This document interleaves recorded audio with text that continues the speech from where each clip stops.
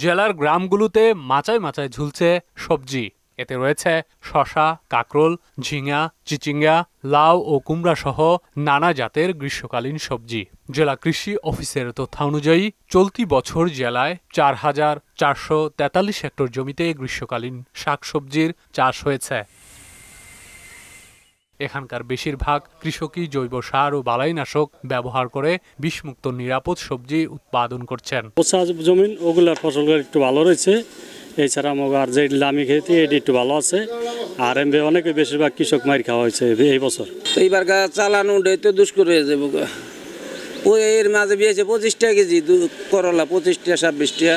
এই অঞ্চলের সবজিটা সব জায়গায় চাহিদা বেশি ভাই। আমরা নারায়ণগঞ্জ নেই, গাউসিয়া নেই, কারণ বাজার নেই, যাত্রাবাড়ি নেই। মুন্সিগঞ্জের মাল হলো বিষমুক্ত সবজি, বিশেষ করে বর্জজির এলাকার মাল হলো অতিরিক্ত বিষমুক্ত সবজি।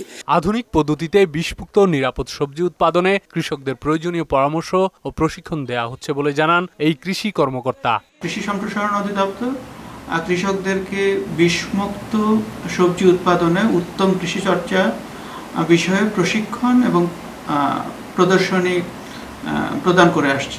বাণিজ্যিকভাবে গ্রীষ্মকালীন সবজির চাষ সম্প্রসারণ করা গেলে এই অঞ্চলের প্রান্তিক কৃষকদের জীবন মান পাল্টে যাবে বলেও মনে করেন তিনি। তানজিদ ভুইয়া, মোহনা সংবাদ।